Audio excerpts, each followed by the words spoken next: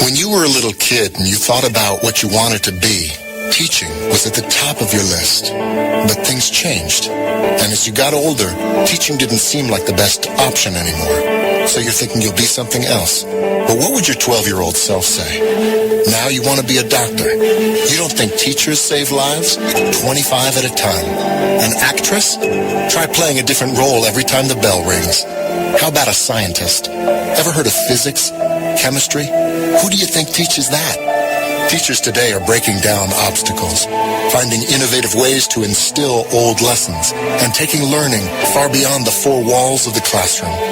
It's time to recognize that great things are happening in teaching and put it back on your list. Don't try to convince yourself otherwise. You had it right the first time. Find out how you can make more at teach.org. Make more. Teach. Brought to you by Teach and the Ad Council.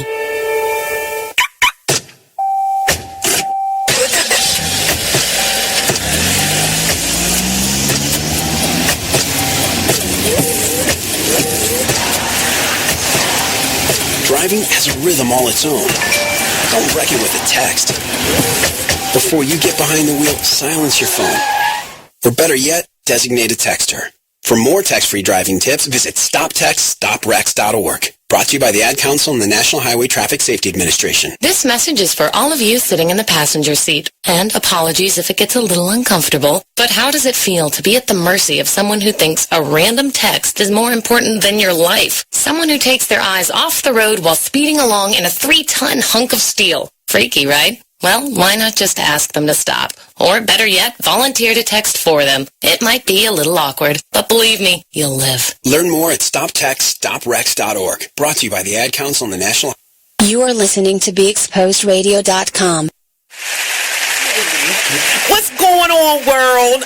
Thank you for tuning in. Thank you for coming back. Thank you for rocking with me. This is your gangster goddess. I'm in the studio with Larry Witherspoon. Yo. Who is just taking the world by storm, stepping out in his light, and deciding that this is how I want to live and this is what I'm going to do. And it sounds so simple, but it's not. At all. No, it really isn't. No. And that's why many people will not do it. Right. So you we're gonna wrap up with you. What do you say for someone who's out there like, oh man, I like what you're doing, like I want to do that. How do I do it? Do you have any words of advice, any encouraging words, any pitfalls to avoid that you have already been through? Can you offer a word to the people? I can offer a word. Okay, offer. Well, give it to them. Offer the word. They're gonna take My it. word is work. Work. Like nothing happens overnight. Okay. We look at, like, say some artists and you just heard their song or they are overnight success. I don't agree with it. I think people put in work and then their time comes where it manifests. So you can look at what I'm doing, but I've been studying for 2 years. Okay. YouTube videos. I still watch them now. I still watch videos on how to cut hair just because I want to get better. It's work. It's work. Yes. So the word of the day is work. Right. And it ain't easy. No, it's not. It ain't easy, and especially when you're doing it on your own, because you went in, like you said, invested in yourself with your own money, with your own, like, I'm going to do this. And for a lot of people, that is a foreign concept. Right. That's something different. But I can tell you like that, if I go buy a lottery ticket and say, Lord, I'm praying that I hit the lottery, is that work? It might require a little work, but not the amount of work you talking about. Yeah, it might. So, put the time in. Put the time in. Play the lottery every day. No, sorry, that's not what I'm saying. No, we are saying put the time in. If you play the lottery, bet on yourself first. I like that. Did y'all hear that? Did you catch that, Jewel? Bet on yourself first, and it starts with believing in what was already put in you. Right. Because your gift may not be behind the camera, but you have a gift. I believe everybody. I do too. So it is your choice whether you want to expand that gift. And Artist Exchange. The Artist Exchange. The Artist Exchange. The Artist Exchange. The Artist Exchange. Artist Exchange Live. The Artist Exchange. The Artist Exchange. The Artist Exchange. What's up, and welcome to the Artist Exchange Radio Show here live only on BigExposedRadio.com. I am your host, Nate VashtiBlue Couser, shameless plug, and I have my co-host, Mr. Hollywood himself. Hey, how y'all doing? Damonn Hollywood. And we are here today, and we have an interesting show. We have Mr. CiCe, Keyz. Sorry. He's out in the lobby. Sorry about that. And we have Precious Blake. She's from Baltimore. Art Every Day. I'm sorry. She'll be here shortly. Both our guests will be here shortly. But we have an interesting conversation that we'll have today. But I'll start off with saying every thought that you have does not have to be verbalized. I'll leave it there. And I'll say that to say, and I'll add to that, the backspace button is a blessing to my life. Many times I want to be that person that will rant and rave on Facebook. And I did it for a very short period of time. And I'll get those awkward when people see you in person. You good? Mm-hmm. You okay? But sometimes you just want to get stuff off your chest. But you don't have to. You can write. This is what I'll do. I'll be in my feelings and I'll say it and I'll write it down.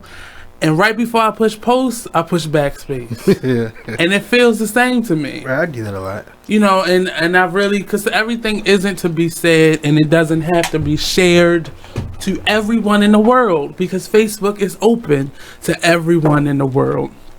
So I'll start the conversation with that. I've had a very interesting weekend. I started last weekend. I went to a meeting Friday. I went to a meeting at the Edgar Allan Poe grave site, Westminster Hall, down across from University Hospital. And it was a very interesting conversation. Once a year, they have a meeting called a Think-a-thon, sponsored by the University of Baltimore and the University of Maryland. And they, in conjunction with Greater Baltimore Cultural Alliance and Humanities of Maryland Department, and they it's basically they bring together artists and entrepreneurs, and they just throw topics out there, and you can take from that meeting some interesting tidbits and networking, but you can also start a movement. I've seen so many things get started based on conversation that we have there, and this one is actually the smallest one that I've been to, where a lot of people didn't show up, but it was still effective. I've met a couple of really good people like Precious. She'll be here soon, and we'll talk more about that meeting and what she does and how art can be activism and how art can really change the world. And we want some of our political citizens and leaders of this country and this state and this city to realize the arts is very beneficial and is necessary to sustain life. So we'll get more on that conversation a little bit later. One of our guests has a story to tell. He's going to share a story and really be a vessel today, and we want everyone to hear the story and take from the story that we all have a story to share. And how are you getting your story across? I plan on doing a show in June where people just call up and tell us their story. Speaking about calling up, give us a call at 410-702-5657. Today, I want you to share your small business. So if you have a small business, if you know somebody with a small business, call us up, 410-702-5657. Share that business with us. Our show today is being sponsored by Miss Sensual Aromas. Oh, yeah, everything smells good with them. Right. And I cannot with this gentleman. And with Visionaries of Change, an organization that helps promote businesses and brings forth your professional face and get legal advice. And legal everything. advice, all one-stop center. Yes. Visionary of Change. So definitely stay tuned for that. What did you do this weekend, Damonn? Well, let's see. I did so much. I don't even know where to start. Did a project just about acting, about pretty much giving back to the community, and also I was just doing a lot of like side film projects, just pretty much trying to look more into Baltimore and seeing where is the problems are happening at, and just seeing where well, it's everywhere in Baltimore pretty much, but I'm just trying to see who I can reach out to, and just try to make a change or something, Well, I mean, start from where you. What you see, like, what do you want to fix? And I just want to fix. It's so many young people that's misguided, and what they're doing is just out here on the corner. You know what I'm saying? And they're selling or just hanging out. You know what I'm saying? And I feel as though that it can be another outlet for them. So, and this is the Thinkathon helps, especially this year. Normally, I sit and I spectate. But this was the first year that I actually was very verbal, and I think because we didn't have a lot of people, but it definitely was my opportunity to get across some of the things that I have an issue with. I am tired of having these movements get started where we just having meetings every other so often about what can we do. Right, and keep having meetings about what can we do instead of actually going out there. Right, and doing something. So start what it is that you want to do. And those people, you'll help the people that are supposed to be touched by that. Everybody can't or won't be affected by what you're doing, but the group of people that you come across will be. So let that be your startup. Right. Let that be your planning session and your active session. Too many times I've seen too many organizations get started and then they get burnt out after the first year because nobody's interested, because you keep having meetings about what you want to do versus and not getting through. started. And I'm that person. I'm not coming back to this meeting until I see action. Right. Until I see you saying, okay, I need you to do this, I need you to do this, because I want to get to work now. I don't want a year from now be implementing something. Still talking about a building fund. Yeah, I don't, that's just not the way I work, and maybe that's why I'm not as successful. I don't know, but I'm about the action and the business of being at work. Right. And I sitting around, I don't like meetings. I don't like if we're not actively doing something. You got to be proactive. Yeah, because I can't. My 20s were about meeting with people. I'm not having any more meetings. I posted that up maybe a couple weeks ago. No more meetings about what we want to do. If you come to me, have a plan, a strategy, or this is what I have, can you add to this, and this is the date that I want to get started. I'm not taking anything shorter than that. And you can call me what you want to call me, but I'm tired of having meetings about planning. And nobody really wants to do it. People just want the action of let's have a meeting. Let's sit down and let's talk about what? What are we going to do? Right. What's the agenda? They be at the meetings and they barely even touch topics of what they were supposed to talk about. Because they planning, and I ain't got time for planning no more. Right. I want to get done, and it's just where I'm at in life, and I don't want to waste anybody's time anymore. So I'm on our Facebook Live. I see Mr. Stokes is listening in. Miss Sarah Bellamy. Miss Lakeisha Love Dawn, your show is awesome. Yes, it is. What's up, Love? Right. Love Dawn. Right, you met her when she came here and co-hosted with you. Show is phenomenal. It comes on, let me get this right now. It comes on Wednesdays. No, not Wednesdays. Thursdays. After Who Got Bars. After Who Got Bars. So Thursdays from 8 to 10. I got that right. Did I get it? Sunset Soul. Right. Got you. See, I was testing it. Mr. Timothy Burrows. Good. God bless you, my friend. What's going on, Timothy? How you feel today? So definitely continue to message us in, and we'll give you guys shout outs throughout the show. Definitely, if you're watching us, take a moment, share it with a friend. We got some awesome guests coming up. Share it. Invite people to the feed. Button. Share it. The invite button is more, it makes me laugh more. So make me laugh. I like to be happy. Right, But today's show is definitely a blessing. Tomorrow show will have Mr. TJ Transvision Bates. He comes the second Saturday of every month, and he brings with him visual artists, and they talk art. And it's a very interesting conversation. This is the second one, so definitely tune in, help support him. He's a young brother who's very positive. He's about to be the father of twins, so he needs your support. So call him in. He's a very phenomenal visual artist, Mr. Transvision. That's TRNCEVIZON, Transvision, TJ Bates. So definitely look him up and share your information and call in, tune in, let us know that you're listening and watching, and we definitely continue to support you. I wanted to shout out a production that I'm doing. It's called King of Howard Street. It opens up next Thursday. I love being an actor. I do. It's something about, and it's specifically on stage. Right. I love being in theater. It is something that is, I don't remember not doing it. Right. But what I'm going to tell you is learning lines. Oh my gosh. I want you guys to look at my face. Learning lines for me it's like taking the SATs every day. Like just taking the test, just to be taking it every day. And over and I'm not gonna lie to you. I have gone on stage and I've flubbed lines, but I've never did a show where I didn't feel confident about knowing my lines. I've never did that. See, when I first started out in acting, I had to remember lines, and it was for Raising in the Sun. Oh, that's a lot of lines.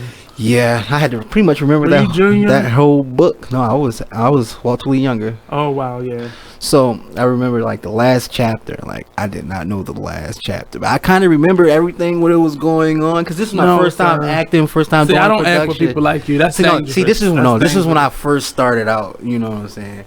So, but the whole thing is I ad-libbed the whole last chapter, but I stayed on the storyline. I just didn't know word Somebody for like word. you, I'm going to pull you to the side and I'm going to tell you about yourself. See, but that was then. I learned a lot since then. I'm glad you did. That was over, some years ago. I don't do ad-libbing. I hate using the word hate and dislike, but I don't like people who do that. Their words, there's a script for a reason. Right. If you want to do ad-libbing, it's called improv. Right. It's not a play. My fault. Let me switch the words. Improv. I improv the last chapter. No, you ad-libbed. You ad-libbed this, sir, because there was clearly a script there for you to learn the words to it. But it's every single play in that aspect is like doing my very first play. So you saying like you can also learn your lines, but you can't throw some extra ones in there? No. Legally, you're not supposed to do that. True. But if you bought the rights to this in your contract, it clearly states this is not to be done. That is called. It's not ad-libbing. It's called a. I forgot the word. I'll think about it. But that's a whole nother type of thing. If you're going to do this play and add, you're not allowed to add words because somebody copy wrote that. So it's supposed to be done the way it's written. No extras. Director's not even supposed to cut out of it. See, like say if like you're on the stage, right? Because I know this happened to me a few times. I'm on stage, but the next person, they forget in their lines or they forget to come on. So you go to your next line. That keep it space, moving. so you make the little audience laugh a little bit. No, what you are allowed to do in those scenarios is you ask them a question based on that line, so you can keep it moving. Right.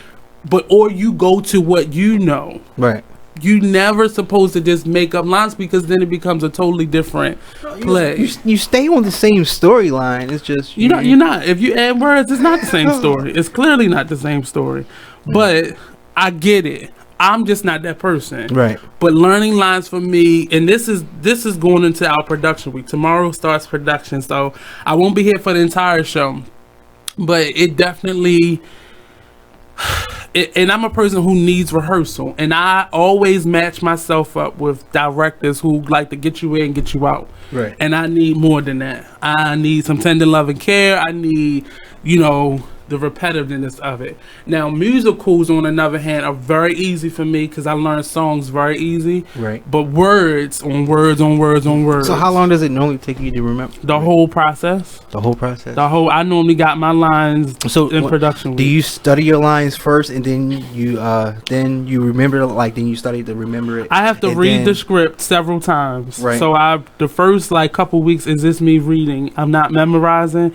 Once I know the story, then I work on memorization and characterization. Right. And then I just clean it up during this time. And the crazy thing about acting, like, when you have to read lines, not only do we have to read our lines, we have to read the other person's lines for, like, the out cues and whatnot. Well, that's why you read the script. Right. So you know the story opposed to not. But we're going to take a quick break. We'll be right back here on the Artist Exchange Radio Show, only on BigExposedRadio.com. Don't forget to add people, share, like, invite. There we go. Peace out.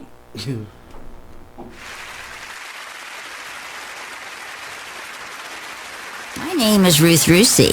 I'm a retired teacher. I'm 91 years old, and this is how I live united. I say retired, but not really. Once a week, I read books to children as part of United Way's education program. Reading to a child creates links between language and literacy. It creates a bond between grown-up and child. And believe it or not, it prepares them for a better academic future. Oh, we read about frogs and flies and pigs with wings, all sorts of juicy stuff. It's a joy to watch all those little faces. I figure I have the time and they have the need. And I've always believed that if we're not here to help each other, then what are we here for really? My name is Ruth Rusey. I help kids prepare to succeed in school. So I don't just wear the shirt, I live it. Give, advocate, volunteer, live united. Go to liveunited.org. Brought to you by United Way and the Ad Council. My name is Meera Batra. I have been in this country 32 years, and this is how I live united. America has always been the land of promise, and in my community, many families have come for a better life. Coming from another culture myself, I know the desire to become part of a community, to feel at home, and to gain the tools for our children and families to succeed. So I advocate for these families with United Way. United Way empowers them to look beyond their histories and to see what opportunities are available. We help them get involved with their kids' schools, network within the community, and when we do, we unite them. We make the community stronger. What I do is something I wish someone had done for me, and I am so grateful I am able to. My name is Meera Batra. I help families see opportunities and succeed. I don't just wear the shirt, I live it. Give, advocate, volunteer, live united. Go to liveunited.org. Brought to you by United Way and the Ad Council. Keyboard Cat, Hamilton the Pug, and Toast Meets World. These are some of the internet's most beloved pets. With millions of YouTube views, shares, Instagram likes, followers, and fans across the globe. But what do all these amazing pets have in common? Their stories started in a shelter. Start your story. Adopt a dog or cat today. Visit theshelterpetproject.org to find a shelter or adoptable pets near you. Training that pet to play the keyboard? Well, that's entirely up to you. Visit theshelterpetproject.org and hear more about Hamilton the Pug, Toast, and Keyboard Cat's amazing adoption stories. Start a story. Adopt a shelter or rescue pet today. Your perfect pet is just a click away at theshelterpetproject.org. You're pretty much everything this company is looking for in an entry-level candidate. Great. Your resume isn't quite what we're used to, but you've got a fantastic work ethic. Thank you. And I'm impressed by how you carry yourself. So, should we talk about the job? What? The job? Oh, sorry. Yeah, I have no way of recruiting or even meeting you. This interview didn't happen. It may sound ridiculous, and that's because it kind of is. There's a huge pool of talent your company is missing out on. Meet the grads of life. Who are they? Talent worth knowing about. Young adults of unique determination and experience. An ideal fit for your company in an entry-level position, internship, or even mentorship. They might not have every qualification you typically look for, but they're exactly who your company needs. Man, we really could have used him. Don't miss out on a resource many innovative companies have already discovered. Go to gradsoflife.org to learn how to find, cultivate, and train this great pool of untapped talent. Brought to you by the Ad Council and gradsoflife.org. My name is Ruth Rusey. I'm a retired teacher. I'm 91 years old and this is how I live united. I say retired, but not really. Once a week, I read books to children as part of United Way's education program. Reading to a child creates links between language and literacy. It creates a bond between grown-up and child. And believe it or not, it prepares them for a better academic future. Oh, we read about frogs and flies and pigs with wings, all sorts of juicy stuff.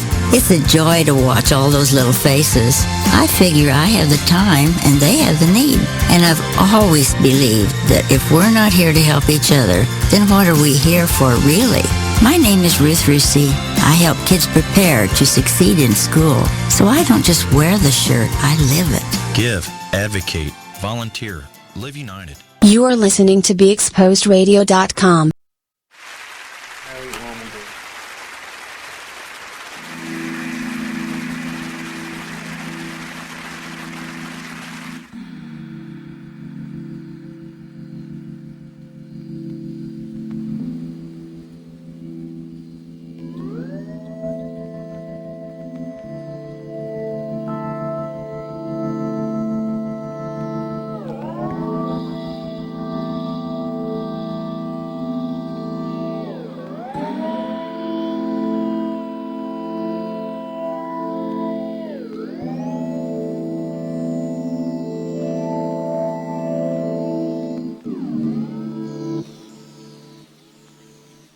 I'm not scared,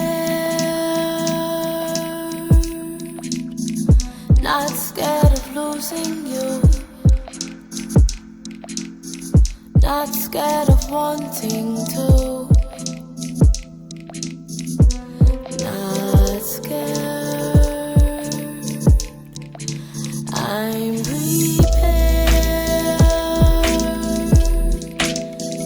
prepared for all the changes,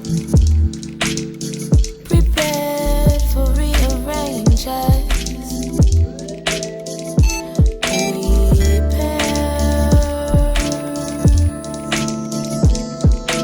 watch my back, watch your step.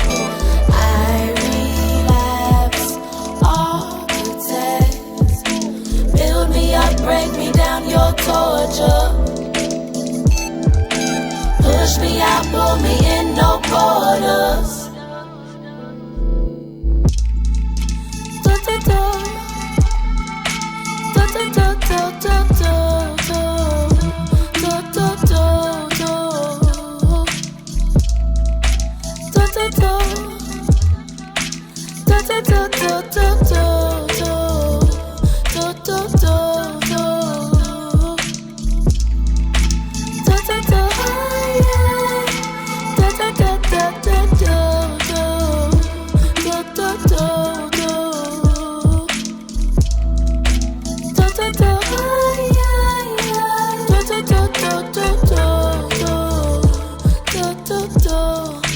Made of glass, and we both know the storms, blinded by pheromones. Watch us crash. Oh, at last, straw left the camel dead, kicking the horse while in cascade. Oh, at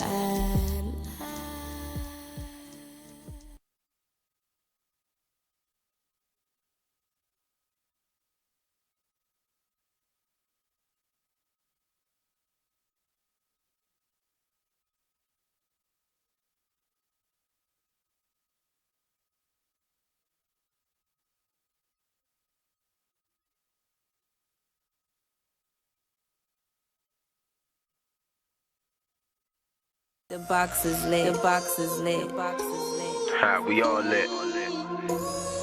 Shout out Boss Man Scoop. The box Match is box. lit, nigga. Lit, nigga. Let's get it.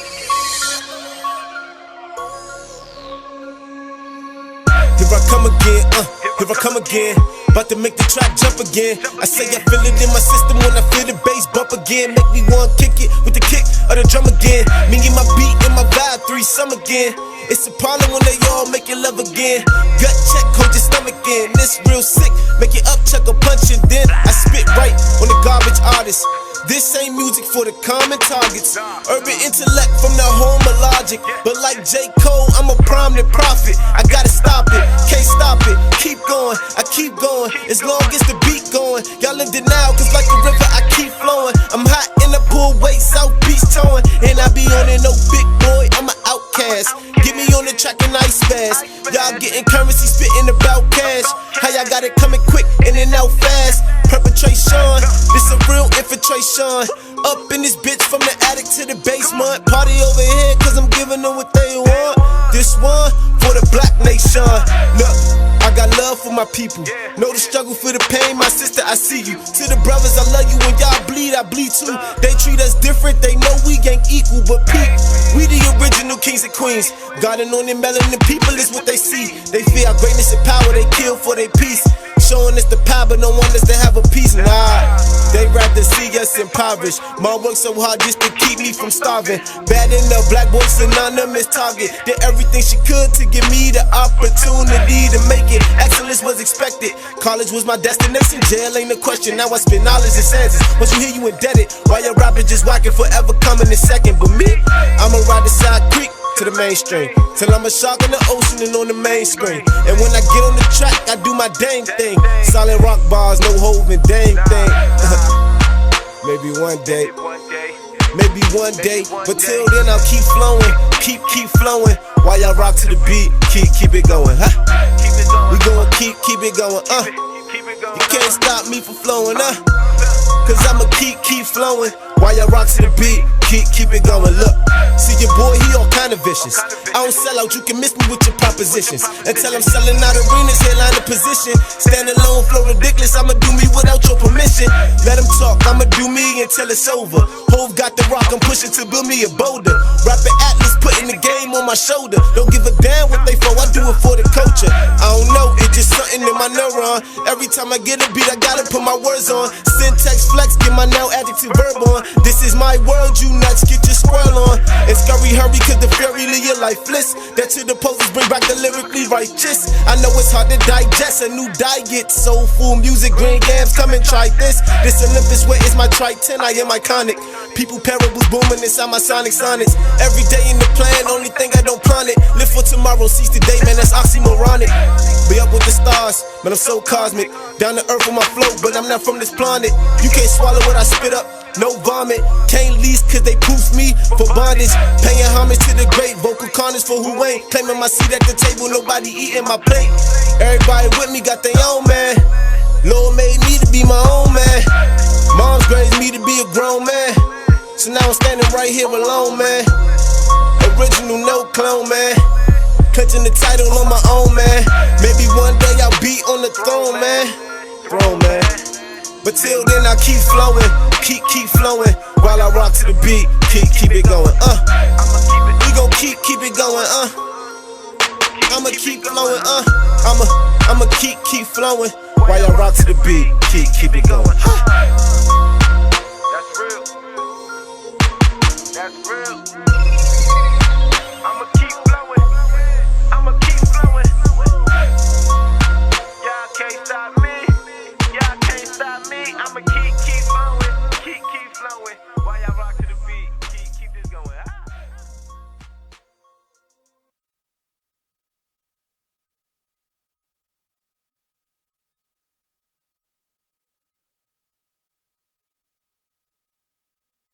'50s, a late '40s, early '50s. That's not uncommon. It's a lot of. I mean, I can give you examples like that. But it's a good thing he's dead because she can actually move on. Like you can't move on. If he was alive, if he was alive and she found out she was having sex with her father for 15 years, you can't move on from that. Somebody's got to die. You can't. It's gonna be hard. Somebody's got to die. So wait, That means he didn't know either, though. Immediately, so I could stop vomiting because I would have nothing else left to vomit. All my insides, but that all would my mean skeleton. He didn't know either. That's what would be the crazy part. He wouldn't. He still doesn't know because he's dead. How does that game go? Marry, screw, kill? How does that work when it's your dad? Oh my gosh, we talk about stuff like this and more every Tuesday at 7 p.m. on Talk Lately, the radio show. Only on BeExposedRadio.com and on YouTube live where you can see us. You are listening to BeExposedRadio.com. It's drizzling. It's getting there. Hey, welcome back to the Artist Exchange Radio Show here live only on BeExposedRadio.com. I am your host, Nate Couser. I am joined in the studio with my co-host, Mr. Damonn Hollywood. Yep, that's me. We also have two awesome, phenomenal guests. One being CiCe Keyz. Hey, everyone. And we have Miss Precious Blake. Hello. There we go. I kept saying black today, but then I was like, no, there's no C in this. So. I get that a lot. So. So they are our guests for the day, and I'm going to let both of them, starting with Precious, introduce themselves, let us know a taste of who they are and what they do. Yeah, so my name is Precious Blake. I am a Baltimore Core Fellow with Arts Every Day. Arts Every Day is a local nonprofit that advocates for equitable arts education in the city. I'm also a visual journalist and community artist on the side. Recent MICA grad as well. There we go. Okay. Mr. CiCe. Hey, everyone. So I am Christian CiCe Keyz, CFIS. I am a government worker by day, and at night I'm usually either in church, playing with one of the mini choirs, helping out with the young adult praise team that we formed a couple years ago, or I'm off doing my own solo music. I sing, I quote unquote can rap from time to time, and don't tell me that, because then I'm gonna say let's get some bars. Hey. All right. Hey. But I'm classically trained on piano, so piano and singing are my main focus. I've been doing that since 5, so the last 17 years. I wish I had. I always tell people, I just wish, and maybe it just wasn't for me, but I got free lessons from an awesome professor at Peabody while in middle school, and I would cut the class to go to 7-Eleven and to sit over at the gallery across the street, the art museum across the street. Yeah. And I feel so bad about that, because they were free lessons, and you probably had to pay for them, or and it's funny you said that, because one of my my mentor, Audrey McCallum, was one of the first African Americans to graduate from Peabody. So he said that. I was like, ooh, I wish I would have skipped out on a lesson with her. Oh, man. Well, she would always find me because she knew where I was at. Because I would go get a sandwich from 7-Eleven, and I would go sit up on the top floor at the museum and just sit in, like, it's like a blue room. Well, it was a blue room. Like, all the paintings were like bluish in the walls and stuff. And I would sit there, and she knew where I was. And I was like, it just was this all day long. Yeah. And now I wish, because I want to be that person that could just sit by the piano. And I can play by ear, but I really could not tell you what I was doing as far as a demonstration. I just want to be able to, like, go into a room and just play and sing a song. Like, I want that. So and you can still do that. Yeah. And there's so many like free opportunities in Baltimore to just pick up on it. Okay. So well, we're gonna talk. No to excuse. Because I met her years later, and she sent me an invoice. So yeah, if I wanted lessons, because she said I gave you free lessons to begin with. So that was my fault. Sorry, Miss Falk. Miss Falk. Sorry. But today's topic is art that builds. And I asked both of our guests today to define that for themselves.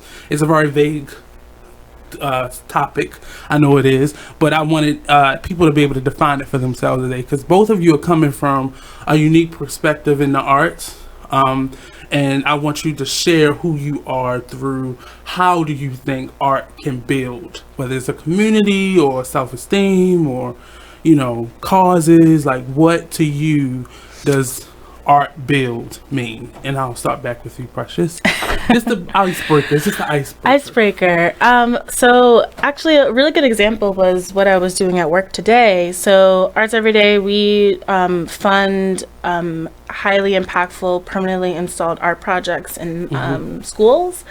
And it's great because I'm like the social media marketing person, but I got to go out today, finally. Because I'm usually typing behind my desk. But today I went out, and it was amazing to see the students interacting with the teaching artists, interacting with the teachers. And our main focus is arts integration. So just because you love music, that doesn't mean that music doesn't have mathematics or science or like engineering involved. So having how you connect it through cross curricula. So that's what I kind of do on my day job. But personally, you know, I'm a visual journalist, so I interview people. So that sounds like a fun title. That's what I tell myself. So usually, you know, the script would be flipped. I'd be on the other side, but instead of all this fancy you can ask questions too. It's no boundaries in this room. But usually I draw people on the spot. So I draw them, I open up conversation, and it's just a really good builder to just learn how to have conversations and talk to people and get to know their story. And a lot of times those end up being zines or it's digital media. But art that builds really to me is just about how you make a personal connection with someone. Engagement and an authentic relationship. So a lot of times, you know, when people think of community art, it's, oh, I want to come and save your community and just drop this beautiful art piece. Don't you love me? And bringing something opposed to instead sharing. of absorbing and sharing. It's a two-way street, and I have to check myself on it too. Like, I'm from Maryland Institute College of Art, and you know, it was a great institution to be a part of, but I think a lot of times what's missing from the students is how can your art affect community and really form authentic relationships outside of your circle. I met a friend of mine. I went to Coppin. He then went to Micah, and he was telling me about a project that the seniors were doing. And she did a photography project on hair left in the street. And she said it was just, that's what she did. And she took pictures of random hair. She just went up and down. She walked from one end of North Avenue to the other end of North Avenue, and she captured these pieces of hair that was left in the street. And she gave them, right. She gave them these extraordinary explanations, and in their senior class, they were like kind of critiquing each other. And she asked my friend, like, what do you think of this? And he was like, well, I told her, like, either somebody got in a fight or somebody was just taking their hair out. It wasn't that deep. And he was like, it's just that simple. And she was like, it's not. Like, it's so much deeper than that. Like, no, it's not. They got bored on the bus stop and took out their hair, or they were in a fight. Like, that's the only reason why you would see hair in the street on North Avenue. Like, that's kind of what it is. But he was like, sometimes you can make it more complicated than what it actually has to be. Right. Sometimes it could be a simple explanation. And that comes with, you know, kind of like art speak. So if you know what I'm talking about, like art speak when you come from like higher institutions that, you know, you're classically trained. Participating over. Right. Or, you know, the juxtaposition between the shapes, you know. And granted, it's good to have that vernacular to be able to navigate through spaces that speak that language. But a lot of times, once again, I've had to check myself and be like, it ain't that deep. Sometimes, and you know what, and maybe it's not even that deep, but maybe it's something you're not thinking about. You know, so a lot of what I love to do is I like being wrong. It's okay to admit mistakes and open up my horizon. So when I'm going out and interviewing people, I really try to have an open space first. Like, I'm not trying to judge anybody. I just want to get to know more about Baltimore, know about you, and the most authentic way possible. So will you draw us? I can. The Artist Exchange. We have a story. This man right here has a story. Like, you wouldn't even see it. Yeah, I gotta come back and draw you guys live. Anytime. I've invited both of these guests to just continuously come back. I do have my sketchbook. I always carry with me. That's a real artist right there. She's always ready. ready. Yeah. Mr. CiCe. Hey. Art that builds. What does that mean to you? So for me, when I think art that builds, I think about building the community and building character. So for me, more personal. Yeah, I mean, for me, ever since I've started actually putting out music, I actually started in a band in high school called Crescendo, and real suave, real sexy. And what we did was we performed in the community. So we performed at the library at open mics. We performed in DC. We performed at a So y'all were really good. Y'all were. Yeah, we were a rebel rock hip hop group. We were pretty well known, but ever since I've started doing music, my thing has been I want to take my community with me. So whether it's when I do a song, pretty much every song I put out, I either feature a local artist or someone from the area is working with me because I want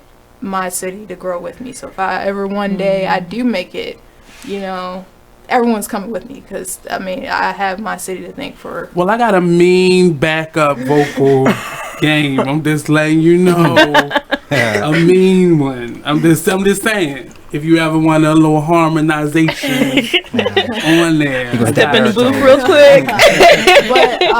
Background.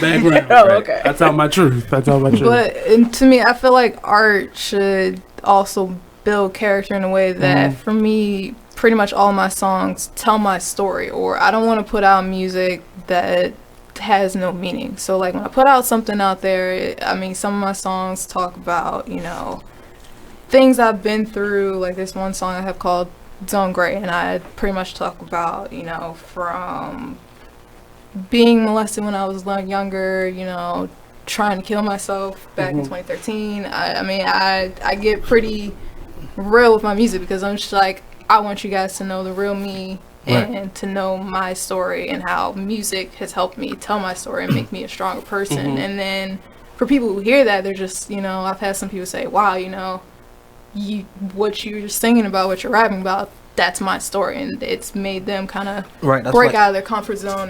That's what one of my artists said, is we normally say MTM, which is more than music. And a lot of people just think it's just music, but it's more to it. If you can't touch the heart or lives of someone and make them or change their way of thinking or just make something better in their life, then why put it out?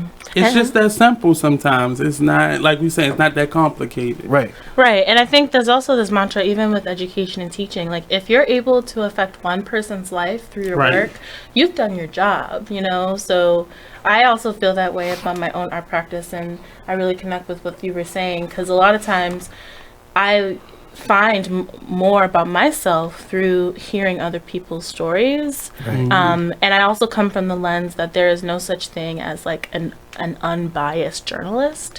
Whatever I'm feeling. How dare you? I don't believe it. It's true. Alternative facts. Right. Fake news. I'm not on that tip. I did not go to school for journalism. But, it's definitely something where I have to check in with myself every day. I have to understand my privilege, where I come from. I'm from the suburbs of New York. So a lot of the students that we serve are not from the suburbs of New York and had access to higher institutions. So I feel like it's my duty, like even though I am a Black woman and there are things set against me, there are things that I can bring to the table and help people bring them up with me, And that's the part of my conversation constantly here is not so much what I don't have, but what can I bring to the table. I like the idea of bartering within the arts and using the arts as a bartering tool to get the things you need, because there are things that I'm good at that you guys may not have had that access to, and vice versa. And we have to begin to, as artists, utilize and give out the things that we have. Like, we take a lot of resources from our communities, ticket sales, album sales, so on and so forth. Come to my event, such and such, you selling your products, but what are you putting back? What are you planning within your seed? Are you using your arts opposed to just building it up and then I'm out? Right. I see and all this and I'm leaving out. Right. And you only come back when you come through. So that's kind of where we are today with it. But my next question to both of you is, how do you feel you can use your art to not so much promote change, but to make a statement like whatever your mantra is, whether it is helping the next child to prevent themselves from being molested, or bringing about the connection or that disconnect between the suburbs and the city, and let's share these resources, and we'll all succeed. Like, how do you think your work as an artist can be the most impactful? Or have you decided or realized that yet? I'll go first. Yeah. Well, like I She had to said, digest it first. for me, with my first mixtape that I did, it was called Discovery, and I named it that because while introducing myself officially since retiring from the band so many years ago, I want to also bring other artists that I've known from Baltimore to the scene, and that's why I called it The Discovery, and we kind of made this mini group called Musical Maniacs, and those 4 of us were featured on a couple of songs, and that has helped put them out there and do what they love more. And with this next mixtape that I'm working on, it's called The Road to Recovery, and my goal is to kind of dive a little bit more deeper into things that I've been through, love life, and I just recently came out as being transgender, so I also want to kind of dive into that and tell my story, and hope that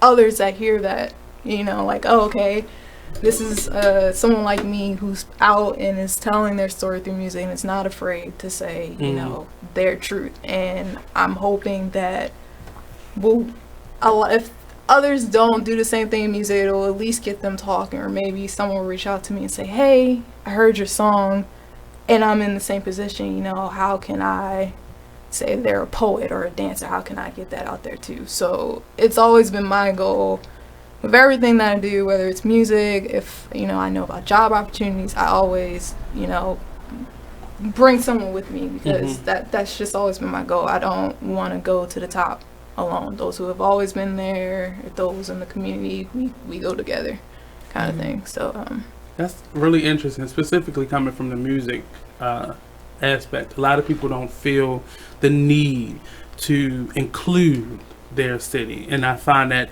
it is growing. It's getting much better here in Baltimore now. I say it's 100% better than it was here before, because of course Baltimore has so much light on it now, so it's easier for us to be more unified.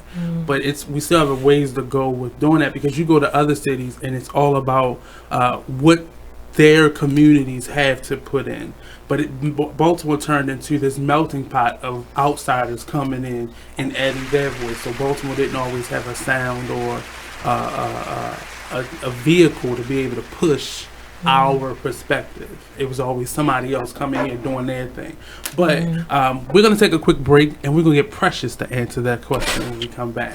So don't go anywhere. We'll be right back after this commercial break. Pew, pew, pew, pew.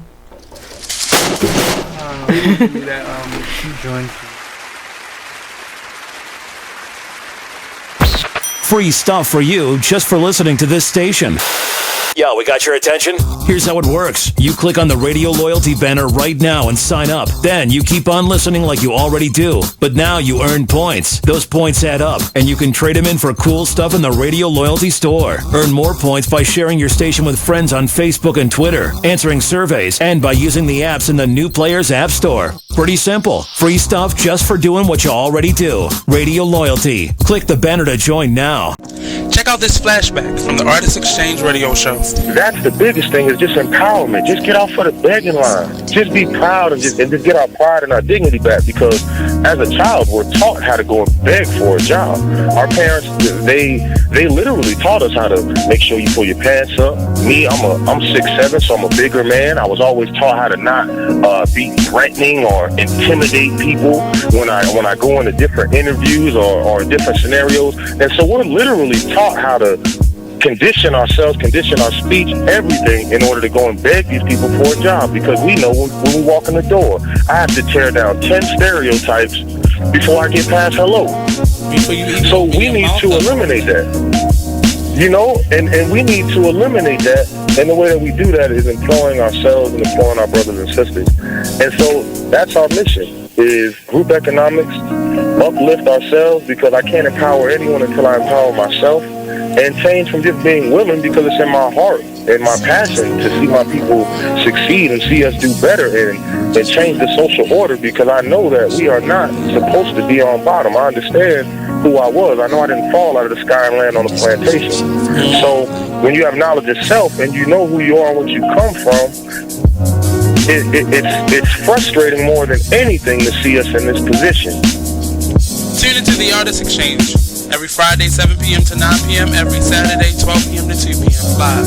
BigExposeRadio.com.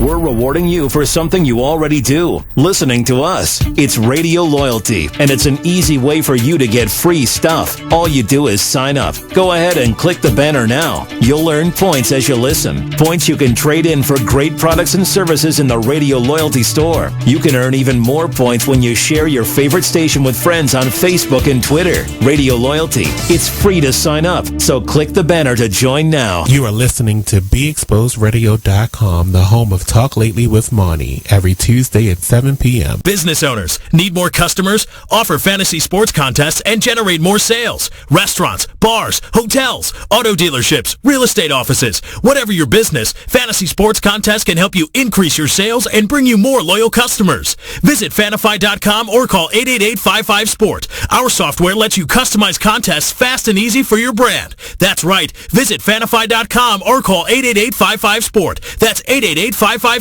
or visit Fanify.com. You are listening to BeExposedRadio.com. Check out this flashback from It Is What It Is radio show. Paul he was chilling, he was doing his thing. Y'all, you feel me? Love y'all family, you know what I'm saying?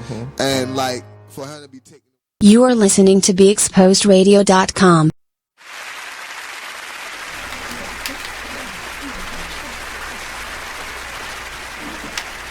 Music.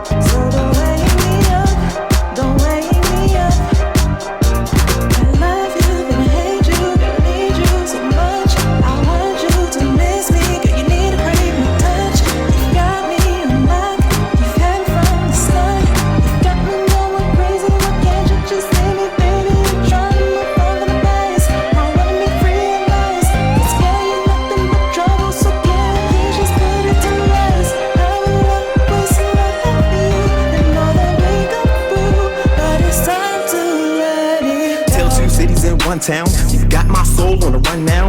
At the time you were fun, girl.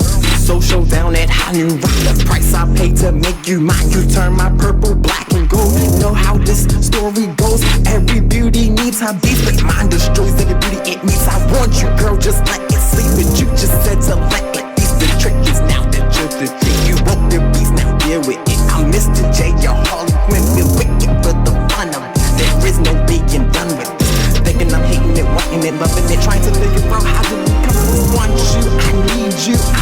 you so much. I love you, I hate you, I crave you, it's lust. I played her, you played him, each other we trust. I taught you, you taught me, we finished or done. I touched you, you touched me, and now it seems we're stuck. I love you, but I hate you, girl, I need you so much. I want you to miss me, girl, you need to crave my touch. You got me in the lock, you've had it from the start. You got me going crazy, why can't you just leave me, baby? I'm trying to move on to the best. I wanna be free and nice. Cause girl, you're nothing but trouble, so yeah, please just put it to rest. I will always love you, and all that we go through, but it's time to let it go. Focus on the positive, not the negative. Your initiative is a narrative, objective. I'm just trying to live my dreams out, make my mama proud, do everything that I can to get about my mama house. I just wanna make songs all night long, night long. I'm the best rapper, call me Dialogue.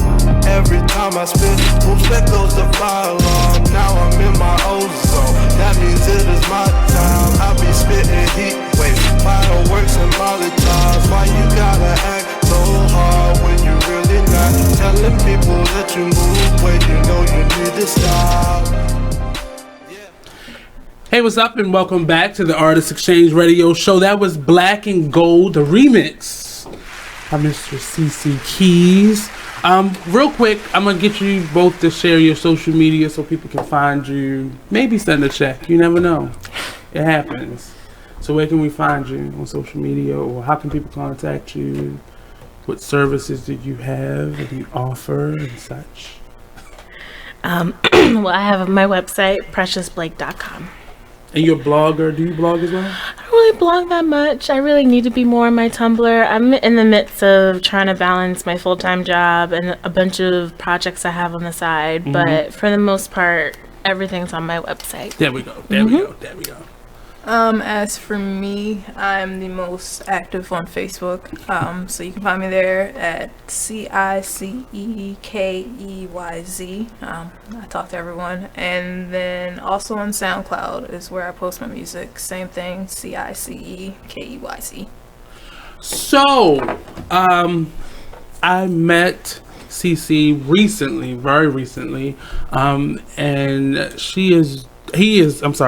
is doing the story, and that's one of the things that was a purpose trip up. Got you. But CiCe will be sharing his story with us, but we're going to take another quick break.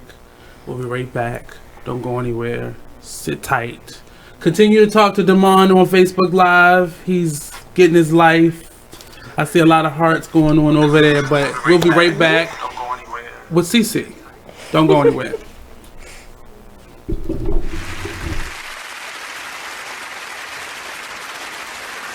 You are listening to BeExposedRadio.com, the home of Talk Lately with Monty, every Tuesday at 7 p.m.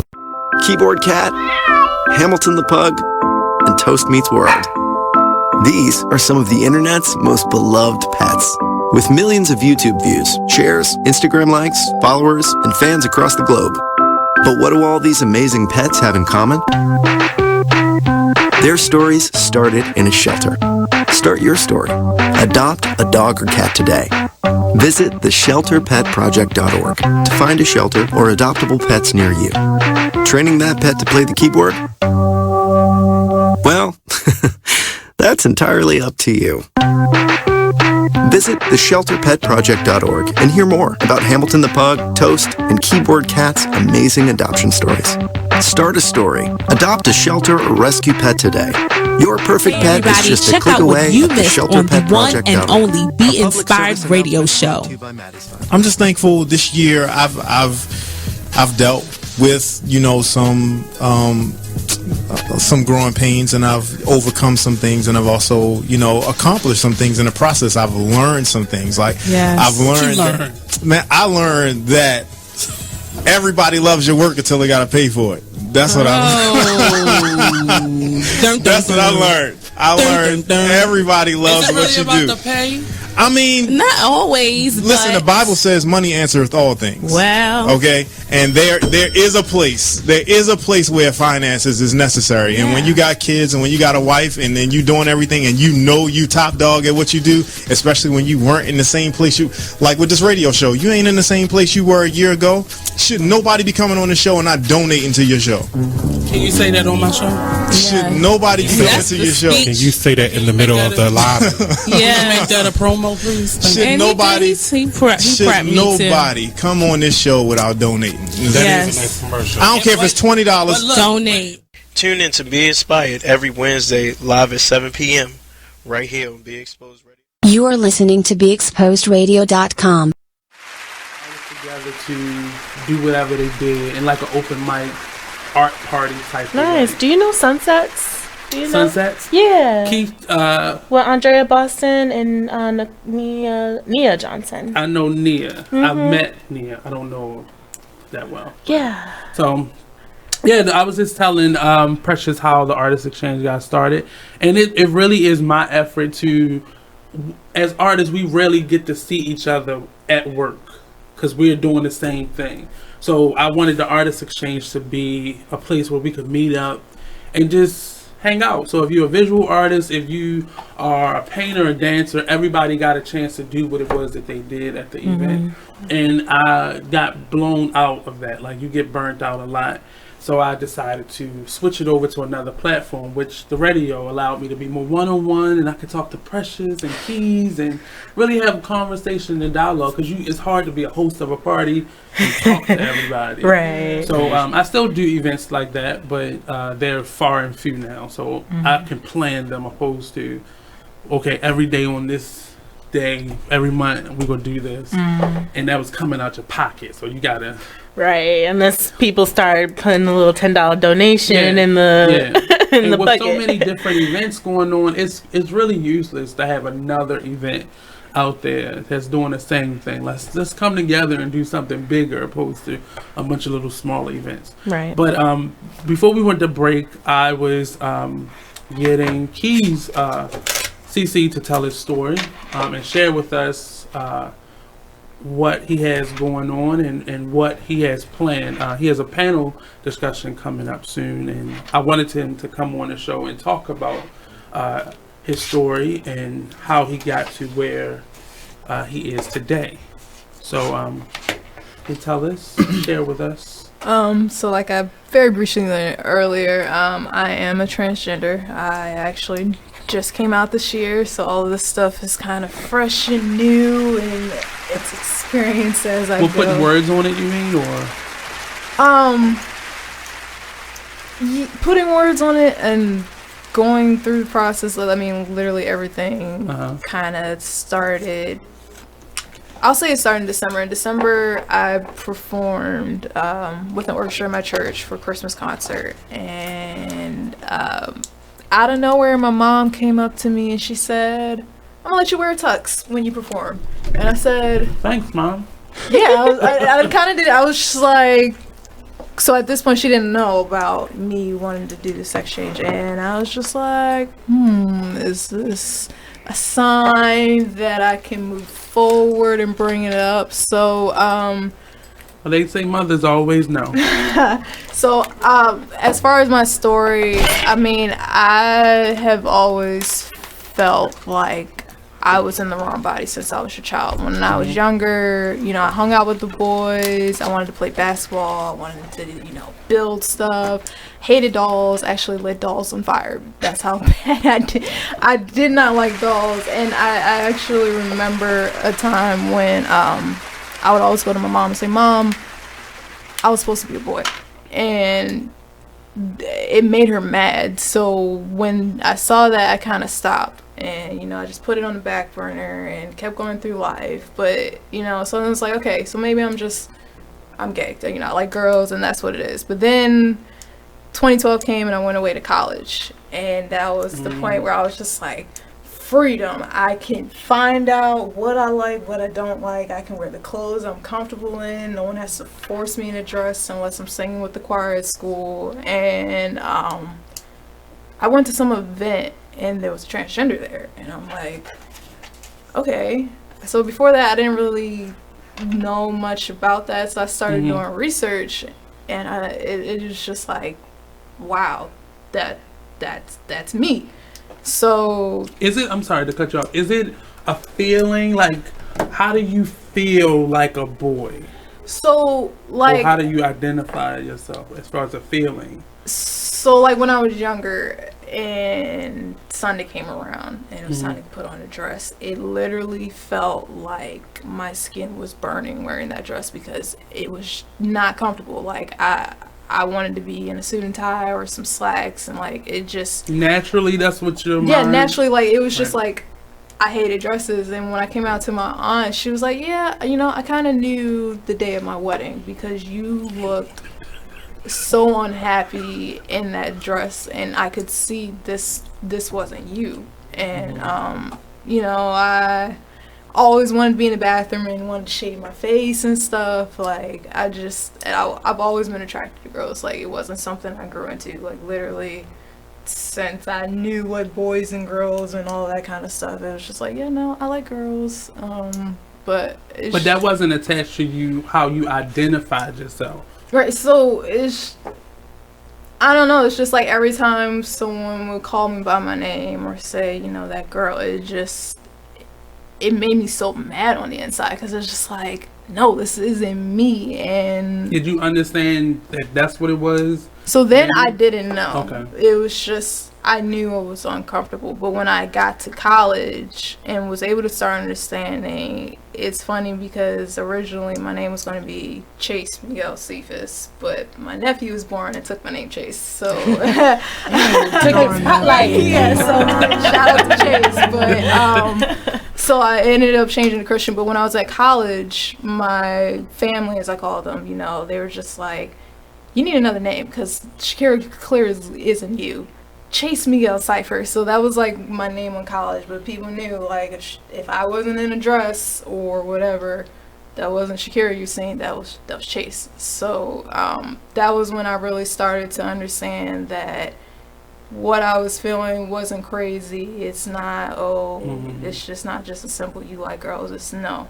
You were supposed to have facial hair. You're supposed to have a deep voice. You like, and even growing up, I always took like the male role in the house because my dad is not in the picture, so it's always just been me and my mom. So with that, I always felt myself, you know, like I wanted to help out. I wanted to make sure she was good.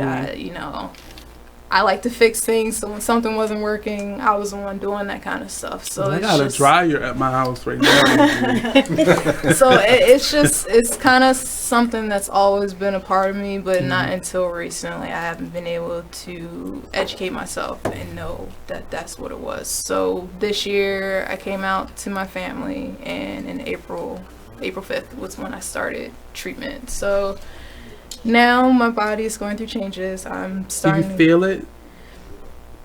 I can. So when I first took the shot, the next day it literally felt like I had a cold. And I am a part of this group on Facebook. That's a female to male transgender group. And I posted a question. I said, hey, you know, anyone felt sick after the first injection? And they're just like, yeah, you know, your body's just getting used to it. It'll pass away. So sure enough, a week, kind of like a flu shot. You take a shot and it's gone. So I don't really feel it per se, but everyone is different. I can say that I can kind of feel the facial hair growing in because like it's like an itchy feeling, and then I'll touch my face. I'm just like, oh, those are hair bumps. Where did that come from? Okay, can't touch my face anymore.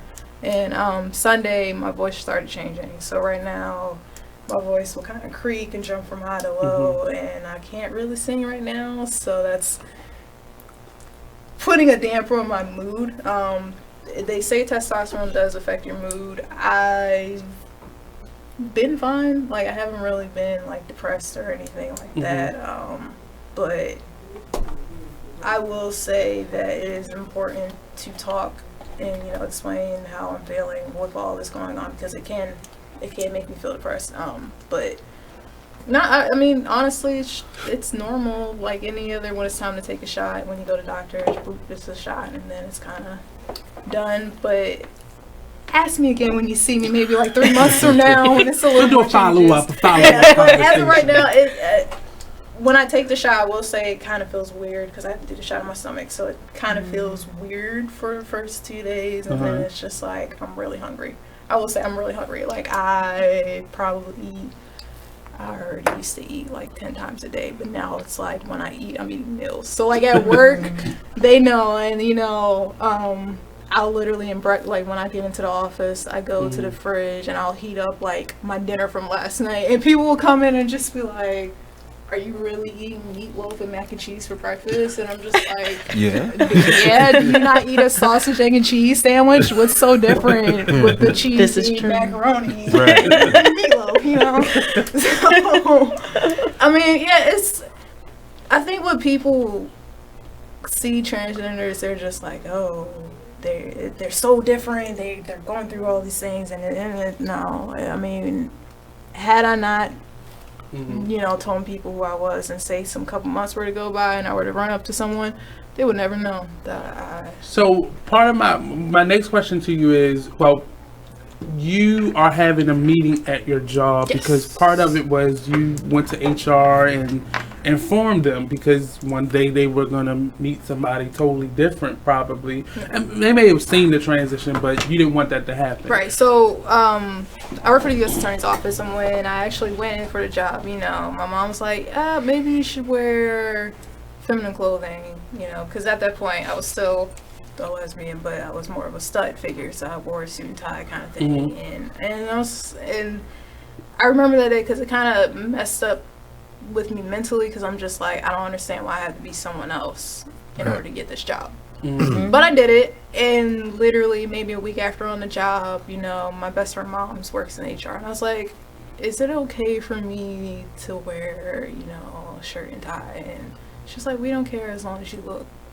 I was like, cool. So literally I went home and I ripped down all the girl clothes, and I was just like, bump this. So I'm getting, next day I came with the nicest shirt, but I had my suit and tie on. People were like, well, you look really nice.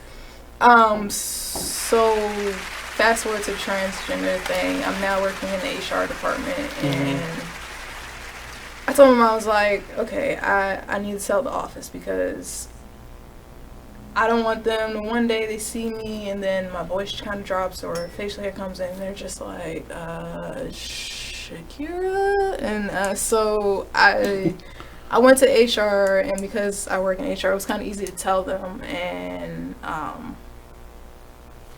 they took it fine. And that was surprising to you, though. Yeah, it was, because just with everything going on, I didn't know how they would take it, and come to find out, you know, there are still laws in place that I'm protected at work, so I can be whoever I want to be, and there's others at my job who are part of my community, one of them being on my floor and being the boss, so it was kind of like a, you know, you are safe and you're welcome in this place. So a week kind of went by, and my boss was like, well, I think we should tell the rest of the office, because it'd be different if I just worked on my floor, but I literally assist all the attorneys on all the floors and help out, because if they need help, I'm there. That's always how I've been. So I took it upon myself to write a really thought out letter that, you know, wasn't just, hey, I'm transgender, that's it. No, I wanted it to kind of be personal, so they understood that, you know, this is it's me. not a phase. It's not a fade. And at the end of it, you know, I said I'm still the same person, and you know, no matter what your views are, I hope that we can all treat each other with decent human respect, because at the end of the day, we're all human. We're all human, right? So who are you to judge me? So when I sent out that letter, I got a lot of feedback, even from attorneys that I didn't expect to hear from, and it was just so intriguing to see how me telling my story made others kind of change their perspective. Like, some people came in and they say, you know, I really don't understand this, or you know, I haven't really, but because you came out and because I know you as a human being, it's made me do some research and I kind of understand better. So from there, it was okay, a lot of people have questions, and a lot of people were still scared to kind of come up to me, so I'm like, okay, next month is LGBT month essentially. Why don't we do something? And I came up with the idea to do a panel, and my mom's actually going to be on the panel with me, so it'll be a transgender perspective, a parent's perspective, and I'm trying to work on having someone who's gay and someone who's either bisexual or lesbian also be in, so that we can each kind of tell our story, right, and then allow people to ask questions to kind of educate and understand more. And ever since I've come out, that's been my thing. I want to educate people because so many people just don't understand, and not even with just transgender stuff, like with everything that's going on in the news and people's lives, people are so quick to assume instead of asking questions and taking the time to learn. It's just like, it shouldn't be this way. And you're not doing this for publicity. You want to be normal who you in your life, but not be gawked at or looked at strangely. Right. So let's take a quick break, and we're gonna get back to this interesting story. And I want to hear Precious chime in. Yeah, someone had a question for you, CiCe. But we go after the commercial break. We answer it. So we'll be right back. Don't go anywhere. Sit tight. The question coming. Tune into the live, and you can read.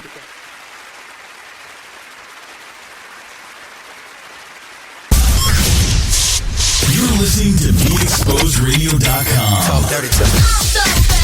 I love it. It's awesome. It's all my business doing every day.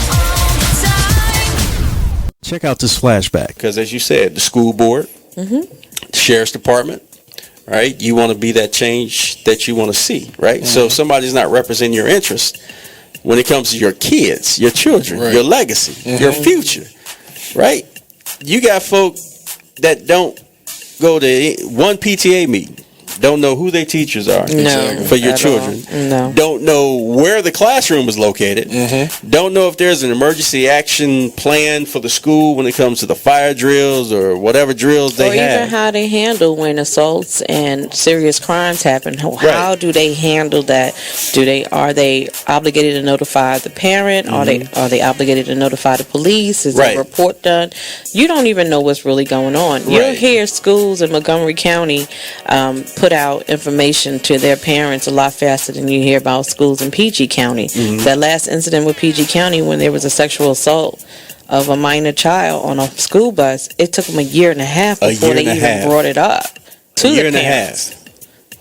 A year and a half. I'm sorry, I'm sitting here with a dumbfounded look on my face if you guys aren't watching. I just can't imagine how that's okay, how it's acceptable, how they were able to even get away with it. They were able to do it because parents' participation is very low. You can catch me Thursdays from 8 to 10 on the Denasha Harrison Show on BeExposedRadio.com. Join the club that gives you stuff. Hey, thanks! Radio Loyalty. Here's how it works. Just click on the Radio Loyalty banner right now and sign up. Then you keep on listening like you already do. But now you earn points. Those points add up, and you can trade them in for stuff in the Radio Loyalty store. Earn more points by sharing your station with friends on Facebook and Twitter, answering surveys, and by using the apps in the New Players App Store. Pretty simple, right? Radio Loyalty. Click that banner to join now. Free stuff for you just for listening to this station. Yo, we got your attention? Here's how it works. Free stuff for you just for listening to... Hi, I'm LeVar Burton, and I'm proud to be a book person. How do I choose a book? Sometimes it's the cover, sometimes it's the title. I guess I'm pretty visual. If a book's really impressing me and the writing is really good, I will peek and see what the last paragraph is. Because the endings of books should rock you. I am a book person, and if you're a book person too, read to a child and spark a lifetime of ambition. Join me at bookpeopleunite.org because reading is fundamental. A public service announcement brought to you by Reading is Fundamental, Library of Congress, and the Ad Council. Yeah, this the man that holds it down. Mr. Showtime, D the Boss. Check us out every Saturday, 5 to 7 p.m. Eastern Standard Time, only on BeExposedRadio.com. I'm in a relationship. You are listening to BeExposedRadio.com.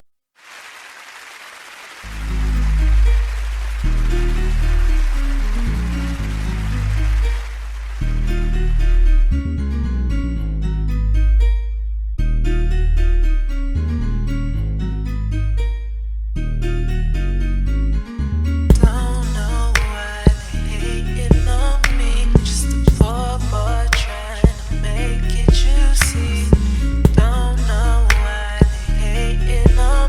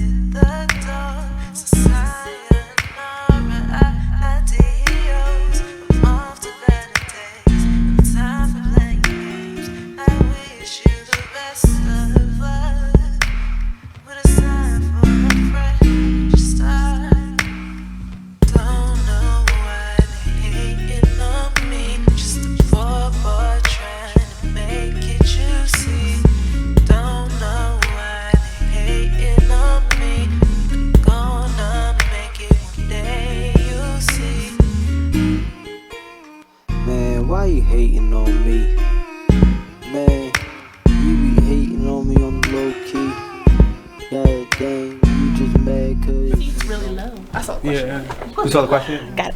Hey, what's up? And welcome back to the Artist Exchange Radio Show. That song you were listening, another one of Mr. Keyz tracks called Why. So why? We were getting into the story of CiCe's transition from female to male, and the feeling of it, and we were talking a little bit about the legality of it during the break. But Precious, you've been listening to this.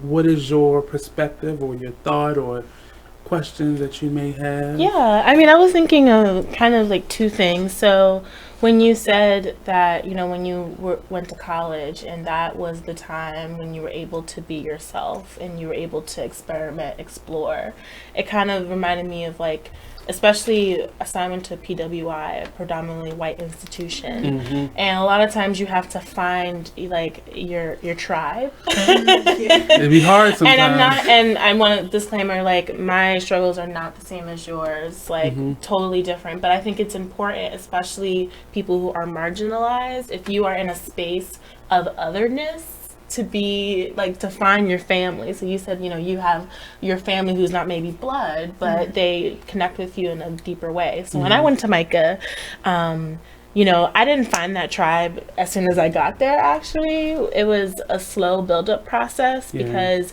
it's kind of like we want to stick to our art. We really just want to focus on our artwork. We don't want to have to worry about, you know, racism in the classroom and how like teachers can sometimes be really culturally insensitive. And that's a really nice sugar-coated way of saying it. So I know that's the nicest I've heard it say. You know, and you know, when I was at Micah, I had a tough time. I had a tough time because a part of me was like, I don't want my work to be viewed as black art. I just want it to be art, right? And then when I came to more in my senses, it's like, I don't care if my art is viewed as black art as long as you know what the meaning is behind it. And a part of me was this push and pull because a lot of people kept telling me, you know, if people see your art and they don't understand, educate them. And I'm like, why is it my burden to educate people when Google is free? You know, and more so, and it's a mental what thing. What are you educating them on? I mean, it can be kind of like what CiCe was saying. You know, if you are educating people on how to address you, on you know your history, your experiences, you know, things that are not okay to say versus things that are okay to say. I think that is valid. I think that is something that needs to be done. People who have the language and the wherewithal to deal with bigots, because there are plenty of bigots, not just at college, but everywhere. So there is this continuous emotional, intellectual assault every day to have to prove your existence, and that's tiring. And or validate who you are. Right. Like you have to prove to them that you're human. And it's just like there have been days like when I got into my senior year, you know, a lot of people, I think I took that year as a self-reflection year. I was like, I want to make art that celebrates us. Right. Right. I want to make work that shows us bare-boned, through the challenges, but also shows the light that we carry. So what I did for was that promoted or encouraged? So a lot of my teachers thought it was a fine idea, but it was a lot of, I had pushback. There was this one particular incident where this one student, he was a white male. I came into the studio. I usually don't work in the studio since I'm always out and about interviewing people, but that day I was able to stay in the studio. And we have a shared studio space, so everyone gets a desk. And I came in and he, you know, asked me what my project was, and I said, you know, it's called Creatives of Color. I interviewed over 30 people of color in the art community of Baltimore. I didn't get that invitation though. You know. But it's cool, it's cool. I'm sorry. I probably could have like it's cool. Part two. I'm thinking on what Creatives of Color Volume 2 is gonna look like. So watch out for the details. I got you. I went to the studio and he challenged me on something that was very specific about humor and how, because he was a political cartoonist. That was his thesis, that was his work. And he was like, well, I believe like anything can be funny if you say it right. And I was like, Maybe, but it depends on who's saying it. So, as a white man, you can't make fun of a black woman because she's a welfare queen. That's racist. Like, simple. But he wasn't able to understand it because he was like, well, you know, comedians make fun of black women all the time and it's funny. It's not. And I'm like, well, think about it this way. It's funny to make fun of yourself. If a black woman is making fun of herself and making fun of her friends, that's funny because we have a deeper knowledge and a understanding on and ourselves. a connection. A connection, exactly. And it's a reflection of ourselves. So it doesn't make sense as a white person to go on stage or to do a political cartoon drawing Barack and Michelle Obama as, you know, militants. Right? You know, or as animals. As ISIS, you know, military officials, and think it's funny. First off, it's not funny even if a black person did it. But it was senior year was a very interesting year because I got a lot of praise, you know, for my thesis, and I'm so glad I did. But I got a lot of people who a lot of pushing. It was like, the thing is, like, I think it was there are people who, especially in higher institutions, don't know what to say, so they say nothing. Which, you know, like, especially in critique. So but that's not good. It's not. So at Micah, you know, you go through a critique process. So I was an illustration major. So you had a week where you had to do sketches, and then you had a critique in class in front of everyone. And then after that critique, you do the final stage. So usually we get 2 to 3 week assignments. Illustration is really fast. We weren't like the painters who got a whole month to do a painting. We got 2 weeks. So these critiques can be brutal. They can make people cry. They can make people feel upset because, you know, it's brutal honesty, right? But a lot of times, in the sake of honesty, people are culturally insensitive, or they say things that are racist, say things that are sexist, or that are transphobic, or that are transmisogynistic. You know, they say a lot of these things, and, you know, as a student, you don't know how to process it because you don't have the language to, like, identify it. You just know it's wrong.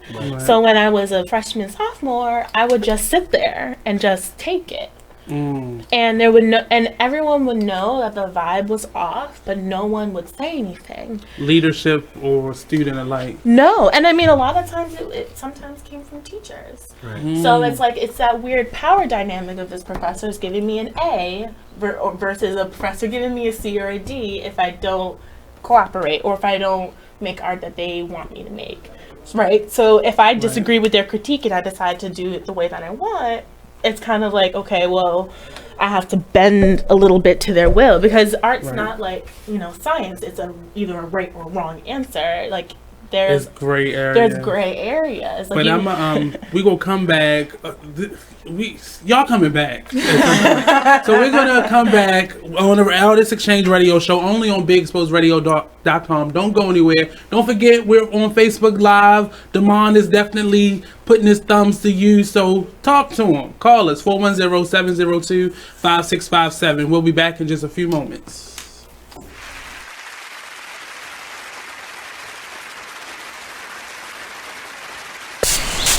Whoa.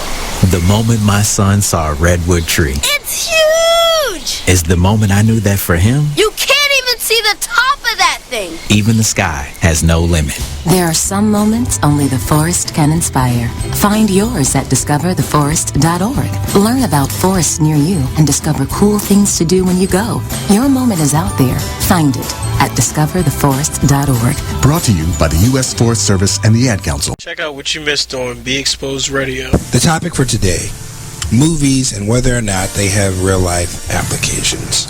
And as Stello said, I was talking to him last night in the kitchen about this topic, and one of the movies I brought up was In Time. Oh my God, get out my head. That was that was one of the movies that I brought up. I'm trying to think of how to be relevant in this conversation.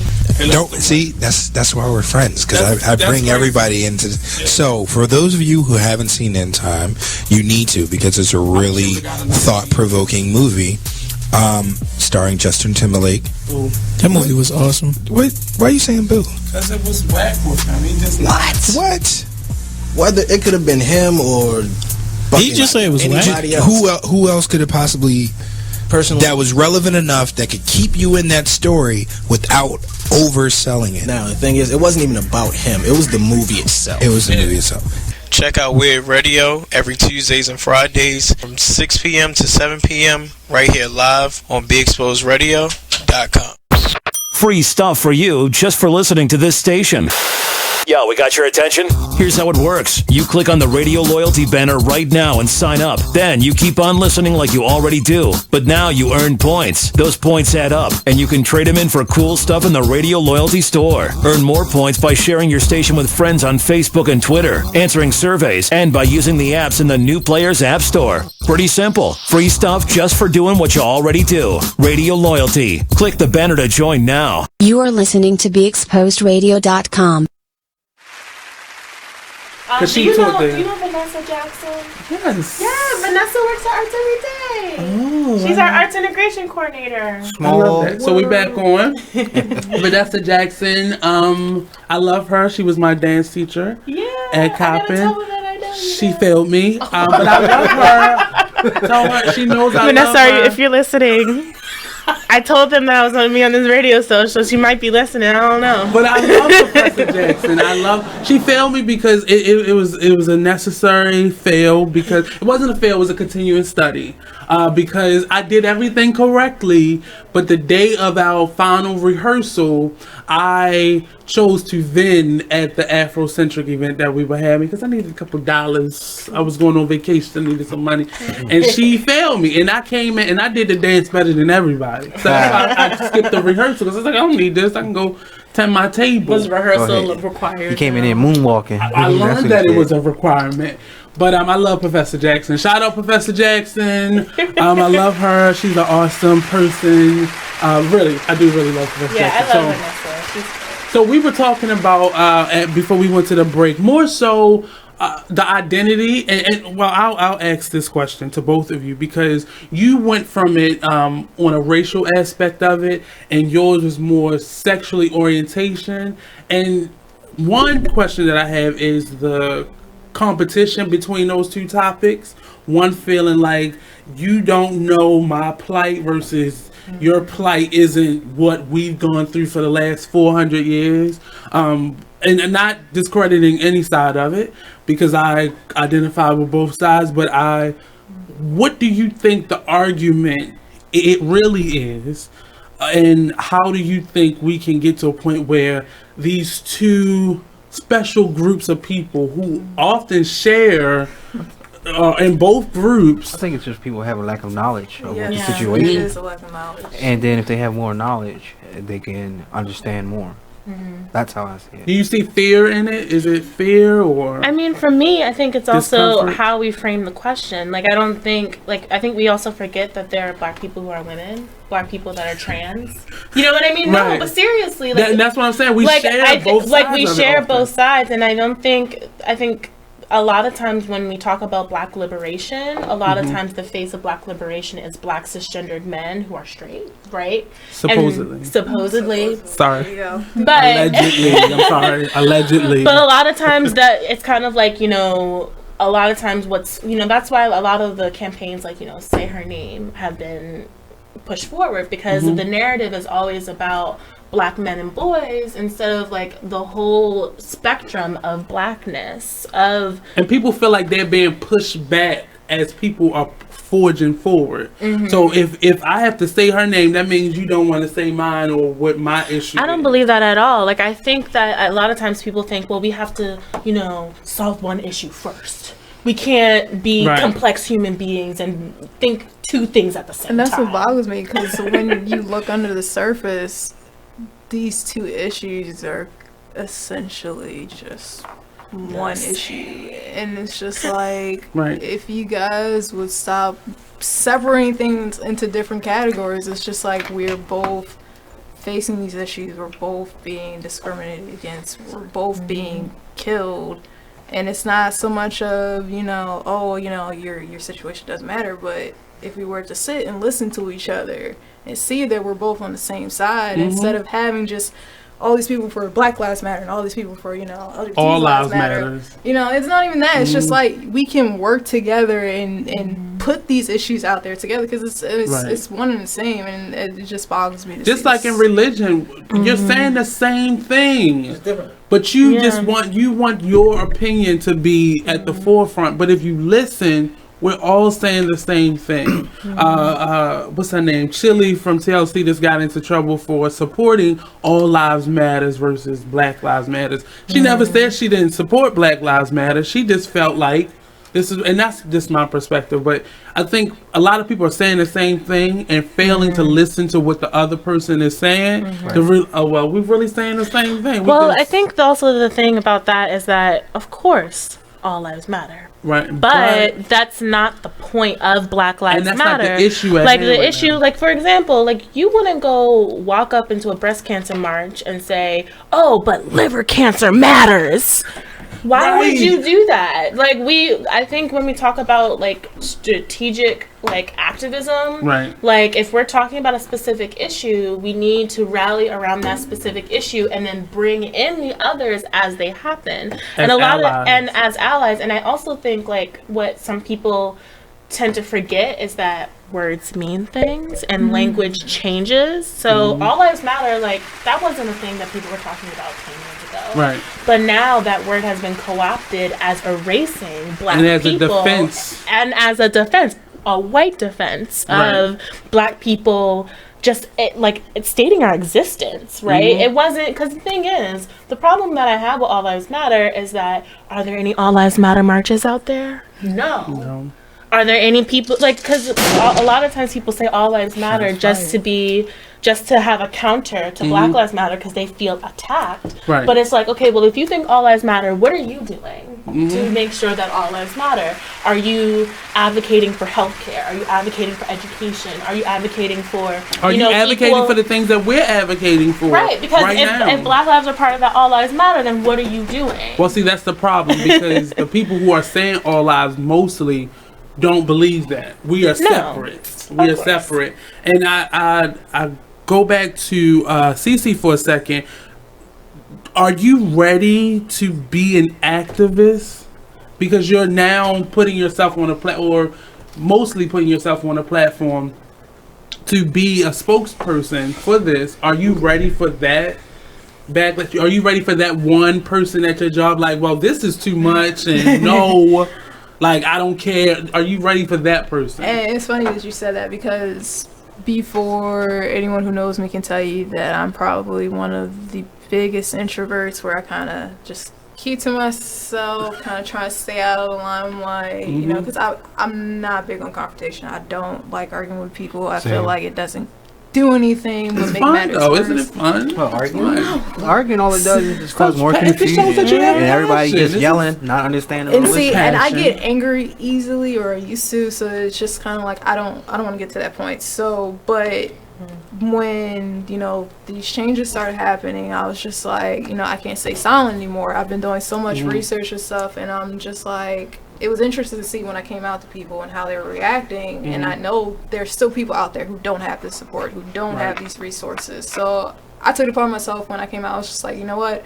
I'm going to break out of my bubble. I'm going to stop keeping to myself. When now I post, C News is what I do. And I'll post something daily to kind of get people talking. 13 Reasons Why just came out. And people are going crazy over it because they're just like, oh my gosh, they showed so much in the show and da-da-da-da. And I'm just like, okay, I get that. But at the same time, if this is going to trigger something for you, don't watch it. And I know it's tough, but while you can't watch it, there's so many people out there who need to see that. There's so many people out there who are bullying these kids and causing these kids to do that, and they don't know what they're doing. So there's some of those who really need to see that so they can sit back and say, whoa, I'm the that other bully. movie that came out about the young black guy who was gay. Moonlight. And people are not even watching that movie or that Moonlight and not even realizing what is it really about. So they just want to go by the trailers and just assume and make assumptions as to what it's about. Like, don't lack of knowledge once again. It's just like people just get so in their feelings about stuff, and at this point I'm just like, well, it's a good thing that you're in your feelings, because that means it's causing something, it's triggering something in you. So clearly you just don't want to talk about it, so you're saying, oh well, this is stupid or it shouldn't be shown. No, it needs to be said, it needs to be shown. Why do you think they feel that way though? Like, what is from your perspective, why do you people, because for me that's just fear and ignorance meeting together. So why do you feel as though it's different for each person. People it's fear. I think for some people, like for 13 Reasons, I feel like there's a lot of people who are saying this shouldn't be shown, or some of the ones who have been bullies before, and when they see this, they don't know how to take it, because it's kind of like a, well, that's not what I meant. Right, and I'm just like, no, it's what you meant, and it's what you need to see. But I really do feel like fear is the main thing behind it, because it's something you don't know, something you don't understand, and you feel like someone gives you this answer you don't want to hear, you're not going to know how to take that. Right. Have you been bullied, or have you been like, I'm not uncomfortable talking about this. I just never had to. So it's something verbally I've never been able to put words to. So I've never had to deal directly until probably the last couple years as an adult, when I started sharing more, because I'm on a radio show. So you're sharing more of your life. You're in people's faces that choose to listen to you. Yeah. So have you been bullied as an adult, or have you, I know that word is totally overused, but it means something. Or have you had to deal with the other side of it, where everything isn't like, oh, we're supporting you, we love you, CiCe? Like, what does the other side of that look like for you? So I am extremely blessed for the life I have been living. I haven't really had to deal with bullying in regards to my sexuality and the transition. If anything, I was bullied more as a kid, just because of my weight and my skin complexion and stuff like that.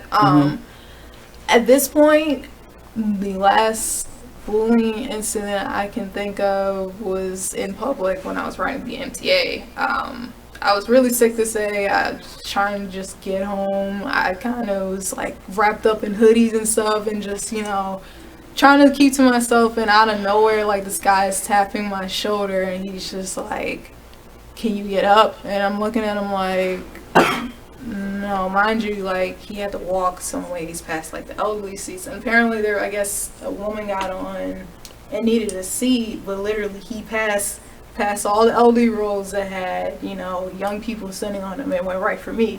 And I couldn't talk, so I'm just like, I'm not getting up. I don't understand what's going on. And he lost it. I mean, he started calling me names. He called me the B word. He was like, oh, you think you're almighty since you think you're a nigga anyway. Excuse me, but square, you can get off of this train and fight. I'm just like, where did that come from? Right, I'm just like, is this what people have to go through, like, who are attacked and stuff like that? So it didn't bother me that moment, but I'm the type where I kind of go back and think over things that's happened over the month. And when I went back to that thought, I was just like, I got really angry, because I'm just like, there was no reason for that. I didn't do anything to you, you can clearly, like, even people next to me were just like, are you okay? Like, you can tell, like, I'm sick. Like, it was thrown. Right. So I'm just like, that's the only real bullying experience, but because I've been so lucky not to be bullied, when I see someone else being bullied, like, even if it's just like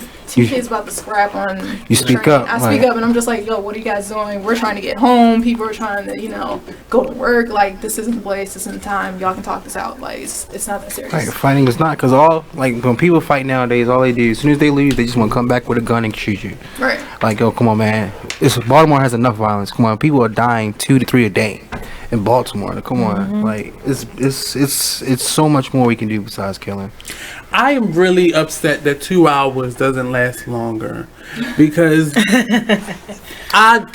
in meeting both of you very, for short periods of time, there's so much I've wanted to talk about as an artist, but just as a person. And here on the show, I try to give people that leeway to not just push what you do creatively, but let people know and see who you are, because it helps you to expand your reach and your audience and your fan base. But people need to connect with somebody in order to get them through something. And meeting, and I heard so much about you, Precious, and and even you, CiCe, it really, this your story alone, when I was reading over the text messages earlier, it really just threw me, because I never know what to say to young people that's going through something other than my experience. But we're all limited to our experience. Even if you've worked and done all this stuff, you're still limited to your experience. So when somebody brings something to you that you don't understand or it's new to you, it's kind of jarring. I don't know what it feels like to be a black woman. I don't know what it feels like to be black trans, but I'm who I am. And it really, I love when art meets life, and it does it every day anyway. But I like when we can clearly see it in how art has affected or engaged or supported your life mission. And both of you both are coming from a creative space where your art has helped you to see something new. Your experience and how you grew up now being experienced with North Avenue Arts District totally changed your idea of who you are as an artist versus who people are as people.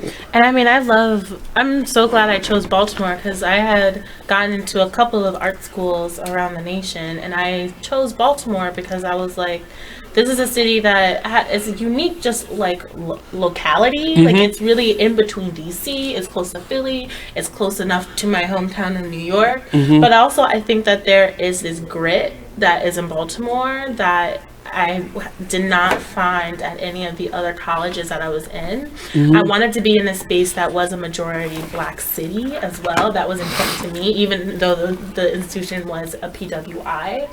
Which is like so it's iconic literally and ironic. A white dot, like right. Well, Yeah. the whole area is kind of like a white dot, but Right. and it was important to me because, like, as I was doing my thesis, you know, my only requirement is that the person had to live and work in Baltimore. And so I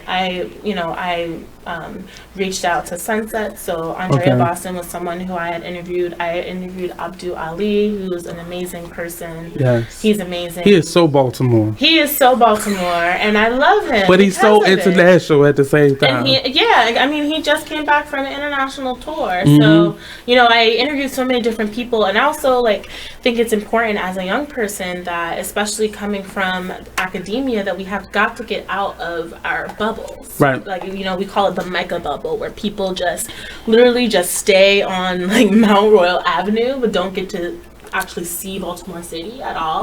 So there is this stereotype that people get of black people in Baltimore, and Baltimore as a city. Real tunnel vision, and no one penetrates They it. limit themselves. They limit themselves, and it also, you know, especially as, you know, when white artists stay and live in Baltimore, there is a sense of entitlement and privilege that comes from that when people are reaping the resources that people of color have built, but they are not giving back to the community in an authentic way. And that is not to say that all white artists do this, but there is a level of privilege. It feels like the majority still right now. Though. A majority are like that. And I mean, that's what people are doing now. Like, there are artists who are coming to live and work in Baltimore because they can get some free, cheap rent. And then once they get a level of recognition, they end up in Lean. Springboard They somewhere. split. They split to New York City, or they move to the West Coast. And, you know, it's kind of like what you were talking about. People come to Baltimore to reap the creative resources and then disperse. Right, don't bring it back. They don't bring it back, whether they're from Baltimore or not. So I think now there is a charge for people to say, if you are in Baltimore, you've got to invest in the people here. And I think that's popping up from a lot of the artist collectives that are starting to do a lot of free events. Like, I think of Balti Girls, I think of Kalan Agency, that is the party. It started off as like a multidisciplinary like music experience that Abdul Ali started, but now it's more of a multidisciplinary artist collective of events and like free educational learning. So I think now people are starting to realize that if I'm going to invest in Baltimore, like, I have to invest. Yeah, I've got to invest. So I've got to have these spaces where people can learn, can be free, and can get resources. So me, I'm like, I want to be a vessel. Like, I want, if I, especially in the workplace that I am in now, I'm like, I want to be the person that can connect others to other resources in Baltimore. Correct. You know, and I'm continually every day learning the new and amazing things that Baltimore is doing. So that is my charge as a person, like, to not have judgments, to not have preconceived notions of people, but to be a connector, and to humble myself every day. You know. Now I'm gonna go back real quick because you made a statement earlier about being a black artist, and it was something that you did not want initially. When it comes to black businesses, black artistry, black, reporter, anything, we shudder at the notion of putting black before it, or the advertisement looking black. Shea Moisture just got in trouble for that. A lot of things where, even the activism, I'm a black activism, that has weight now. But before, we wanted to be equal to our other racial cohorts and so on and so forth. To both of you, are you at that point? Because I know you're now getting past that point. We're just gonna keep going. But how do you feel about that term being put before your passion? So I'm a black da da da da da da da. I think there's power in it, and I think when I introduced myself, I didn't say I am a black visual journalist, but I think it is power in naming yourself and saying, like, I exist. And it doesn't limit you. And it doesn't limit me. So just like Black Lives Matter, like, it is a statement, and you're gonna know I'm black anyways. Yeah. It's not like I'm saying anything like nobody knows. Right. But I think when I came into MICA, I didn't have an understanding of systemic racism and prejudice and privilege. Like, I didn't have that pedagogy. I didn't think about that. But as I began to learn a little bit, it's, I don't think we need to be equal to white institutional standards of art. I don't think we need to... Even within them. And I had to unlearn that every day. Like, it's difference between technique, but who chooses the technique? Right? Who creates it? Who creates the classical? Who tells you the art history? Like, I didn't really get to have an African American art history class, which is really unfortunate. Get closer to your mic. Oh, I'm sorry. So I think I've had to unlearn and also do my own research, unfortunately, because if we don't teach ourselves, who's going to teach us? I'm going to tell you, and Professor Jackson, Professor Court. Right now. I'm be like, no, because going to Coppin, it was the blackest experience that I had up to that point. I went to predominantly white Catholic schools my whole life. So going to Coppin felt like somebody dropped me off in the hood, and that's what it felt like to me. And I love that experience because I felt like I learned so much about myself. But at the same time, I felt myself fighting the black experience and me wanting to, as an artist, you telling me my point of view is wrong versus, okay, so you have your opinion, but learn this technique, learn some foundation, learn some history, learn some whys, learn material, learn presentation versus, representation, learn those things. Research, but then take these things and apply them to who you are. And that in our HBCUs is what we're missing.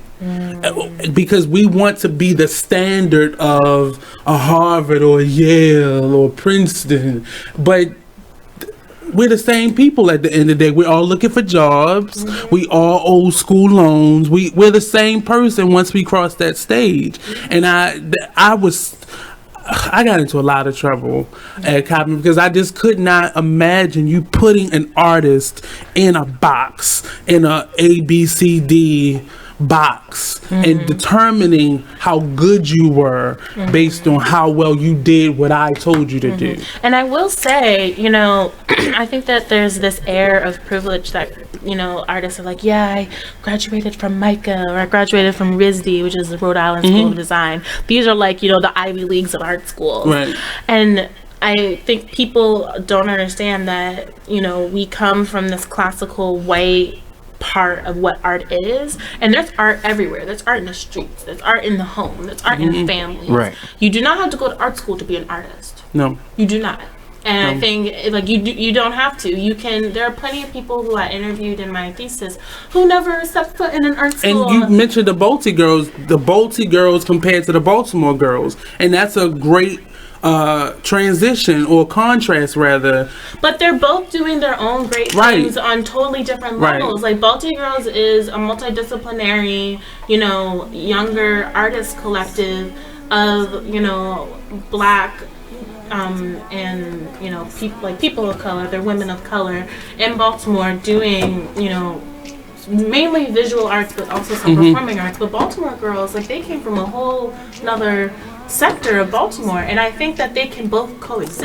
And I think that they are right now. They just because they've got similar names, it's okay for them. I mean, as far as one coming directly from an educational field versus this collection of women who are from all facets of life. But this has been an awesome show, and I'm going to say, if I have to feed them or whatever, I want the two of you to definitely come back and join us again and again and again and again and again. But this has been an awesome show on how art builds with Miss Precious Blake and Mr.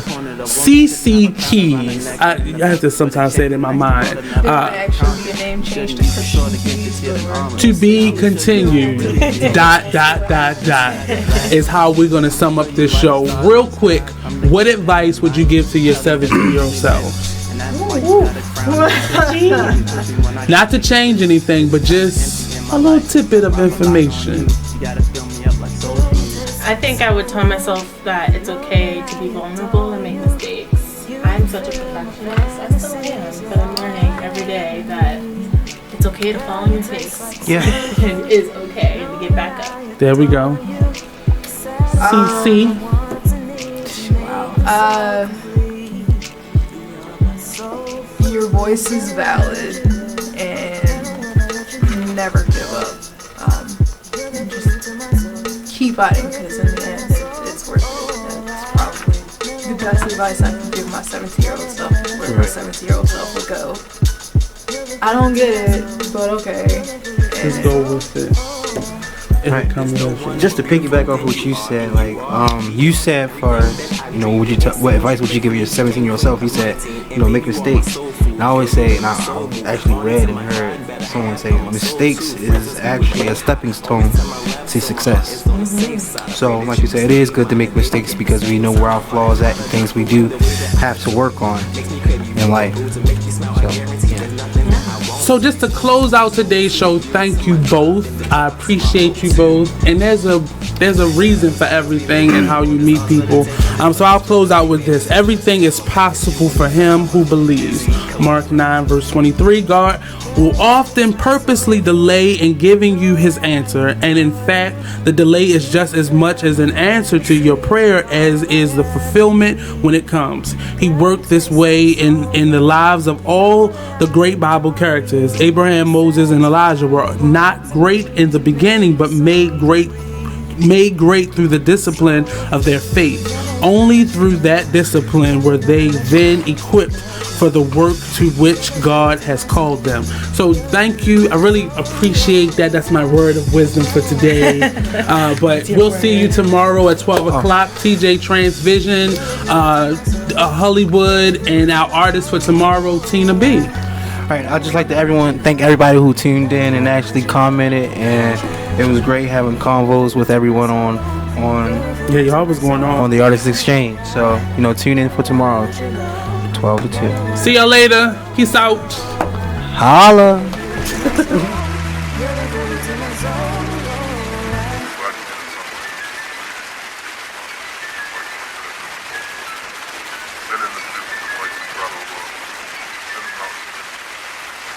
My name is Ruth Rusi.